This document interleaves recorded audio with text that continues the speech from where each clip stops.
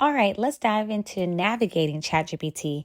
If you've ever clicked around and thought, what does this button even mean? Or what am I doing?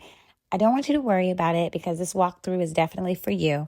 Today, we're going to explore the settings step by step so you know exactly how to use them.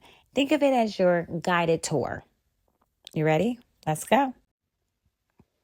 All right, so let's go ahead and jump into ChatGPT. You should have already logged in. We've already gone through customizing your ChatGPT. So now I just want to show you how to navigate the settings so you fully understand all the different features that's available. Think of it as like your quick tour to get comfortable with everything. I want to make sure that you're comfortable with all things ChatGPT. All right, so we're going to go to your profile section right here, and we're going to click on settings. So when you click on your profile and you go to settings, here's what you'll see. You'll see general. Under general, you'll see theme, which you can switch between the light or dark or the system default. Then language, you can change your interface or spoken language. Then you'll see the voice mode. Yes, ChatGPT can actually talk back to you. Uh, you can preview different voices, hit play, and pick the one that feels best for you. And then under notification, if you download the mobile app, you can enable the push notification so you can receive a notification on your phone. Pro users also have a task feature, which lets ChatGPT send reminders by email or directly to your phone. Under personalization, you have custom instructions. This is where you tell ChatGPT how you would like for it to respond to you, which we went through that in the previous video. And then under memory, if you want ChatGPT to remember details about you across chats, you can keep this on. If you don't want it to remember something, you can just go to manage and then delete those items or clear everything out entirely. Okay, next you'll have connectors. So under there, you will connect tools like Google Calendar, Google Drive, or Canva. This list keeps growing, so expect to see more options roll out over time. As you know, ChatGPT and other models that's similar are changing like by the second.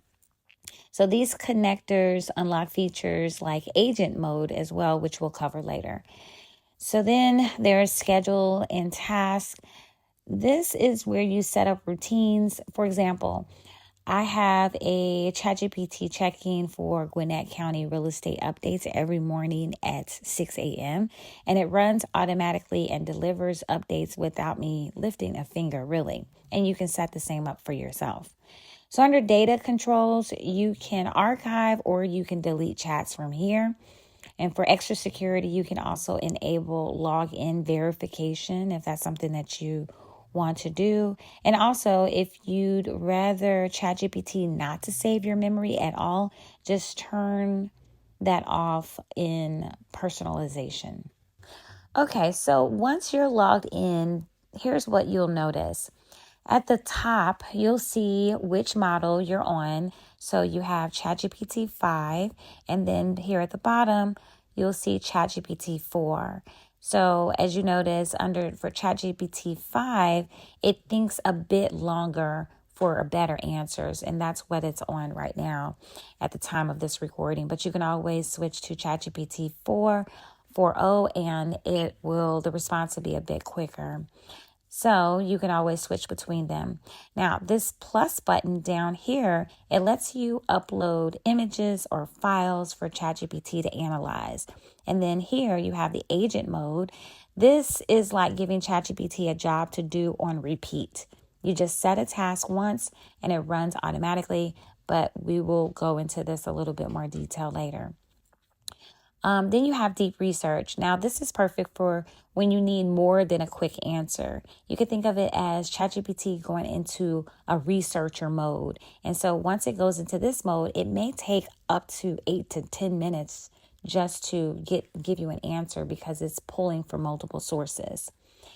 Then you have create image, and this pretty much generates a visual directly inside the app. And then here you have use connectors. This we went over under the settings, but you can also do it here. Once you click there, you go under add sources, and then you see the different tools that you can add to your ChatGPT. Then also you have study and learn.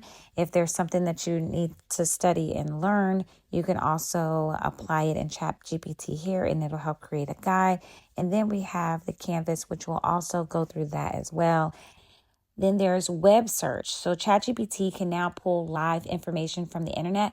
Before it didn't, but now it can. And once you put in your prompt down here, sometimes you'll see as it's thinking that it'll say searching the web. Sometimes it does. Most of the times it does now.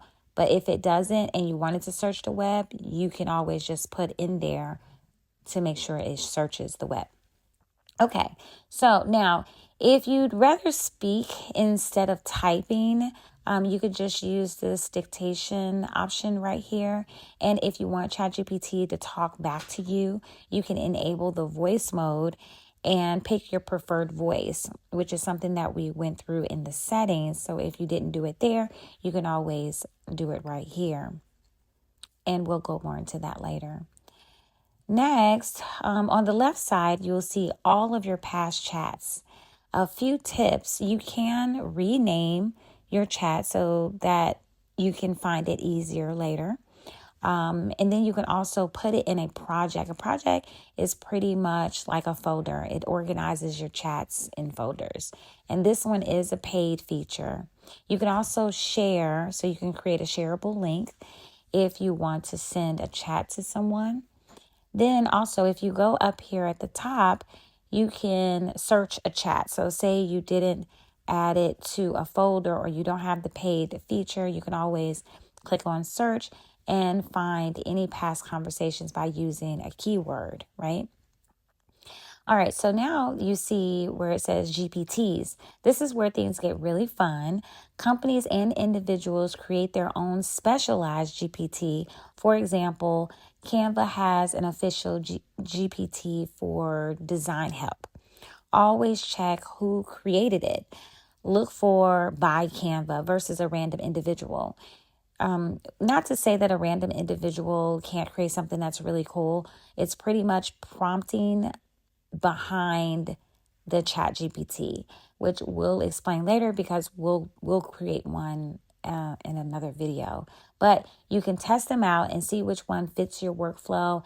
It can get really fun and creative if you test some of them out. You may really enjoy and find something that you really like. So another thing we have here is called Sora. Sora is also under the paid version.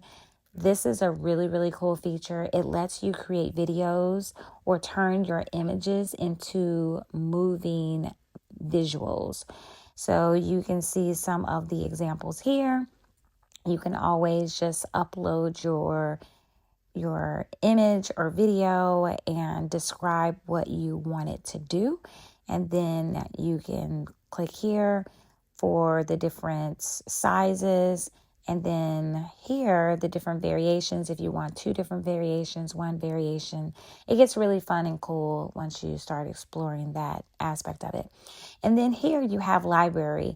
The library stores any image that you've generated, so you can just grab them later at any time. And then right here on the top right-hand corner, you'll see this little bubble here. This is a temporary chat. And this is great if you want to ask something without saving it to your chat history.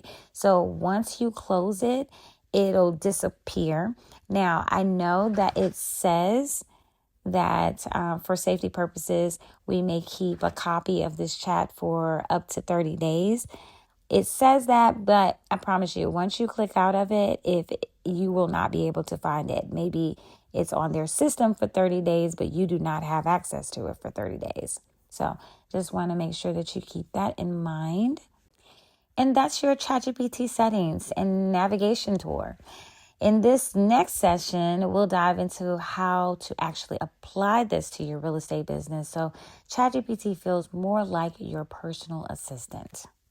Now you know how to customize, connect, and really make this tool work for you. If this was helpful, make sure you hit the like button and subscribe so you don't miss the next breakdown. And make sure you drop a comment about the features you are most excited to try. All right, see you next time.